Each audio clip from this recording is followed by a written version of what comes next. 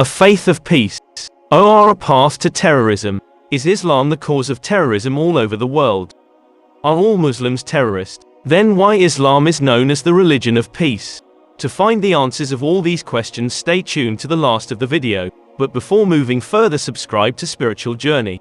And if you like this video, so don't forget to like and share it. We will try to examine the root causes and motivations of terrorism, and how Islam condemns and combats it.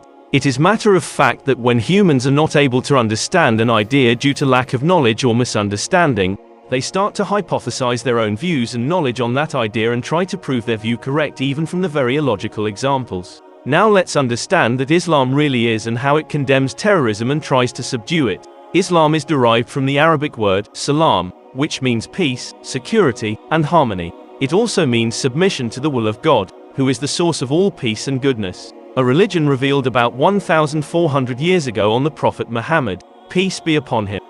A religion that before its zenith the Arab tribes were in the peak darkness of sins. Those Arab tribes who considered the birth of a baby girl as a curse. The society that was always engrossed in war. But after Islam everything changes and they become a sign of peace and harmony. Terrorism is a form of violence that aims to create fear, panic, and chaos in society. It is usually motivated by political, ideological, or religious goals. Terrorism can be carried out by individuals, groups, or states. There are many types of terrorism, such as nationalist, separatist, ethno-nationalist, left-wing, right-wing, anarchist, environmental, and religious. But associating it with a religious group is totally unfair and unwanted, as these groups are only active to spread fear, panic, and chaos. Most Muslims condemn terrorism and violence as un-Islamic and contrary to the principles of justice, compassion, and mercy that Islam teaches. Moreover, most victims of terrorism are Muslims themselves. According to one study, 80% of terrorist victims are Muslims. Most Islamist terrorist attacks occur in Muslim-majority countries such as Afghanistan, Iraq, Nigeria, Pakistan, Somalia, and Syria. These countries face many challenges such as poverty, corruption, instability, sectarianism, and foreign intervention that fuel extremism and violence. Most governments of these countries are actively fighting against terrorism and working with other countries to combat this threat. The most prominent example is of Pakistan, a country that lost tons of life against terrorism. Examples from history. The history of this universe is full of such hypocritical examples in which when humans had a conflict with some ideas they started to suppress it with their own illogical and baseless concepts. Some of the examples will be discussed in this video. In the 18th century, that is 1776, at the time of American Revolution when British were and the Americans were fighting for freedom, so George Washington was called a terrorist by British. Similarly, in history the person who spent 27 years in prison, helped negotiate the end of apartheid, and became South Africa's first black president was also called as a terrorist, and now every year on the 18th of July a day is celebrated on his name. He once said, "Everyone can rise above their circumstances and achieve success if they are dedicated to and passionate about what they do." So there are two views for everything, from opposition and from audience, and it is right to say that audience turns the table. Now let's understand terrorism from Islamic point of view. Islam is a religion that totally condemns harm of an innocent person and guides its followers to spread harmony and affection. Islam even during war stops or prohibits killing of women, old people, and children, as said Muhammad said, "Do not kill any old person, any child or any woman."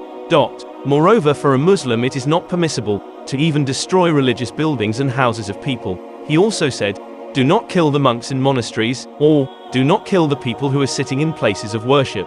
The Quran states, "Whoever kills a person, unjustly, it is as though he has killed all mankind. And whoever saves a life, it is as though he had saved all mankind." Quran 5:32.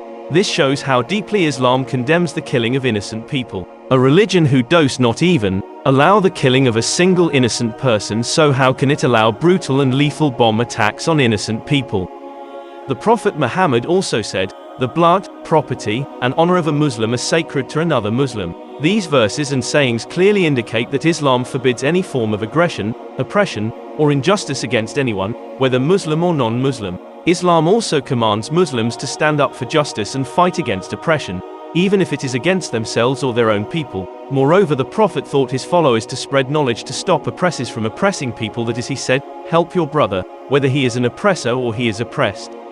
People asked, It is right to help him if he is oppressed, but how should we help him if he is an oppressor? He said, by preventing him from oppressing others. The verses and sayings show that Islam enjoins Muslims to be fair and just in all their dealings, and to oppose tyranny and corruption wherever they find it. Islam also teaches that fighting in self-defense or for a just cause is permissible, but only under certain conditions and limitations. The Quran states, "Fight in the way of God those who fight you but do not transgress." Indeed, God does not like transgressors. Quran 2-190. These sayings show that Islam respects the sanctity of places of worship, and the rights of people of other faiths to practice their religion freely. Moreover, there are black hat disguised people in every community that defile the prudent history and reverence of a group of people. Conclusion. In conclusion, there is a group of people who try to defile the prudent incarnation of specific people, ideology and religion, and it is our duty to stop spreading these illogical and baseless misconceptions and gain knowledge about them from authentic sources. With the hope that you like this video and will share it with your friends and relatives to stop spread of wrong knowledge. Goodbye. If you have any queries or have an idea, feel free to comment. Until next time, peace be upon you all.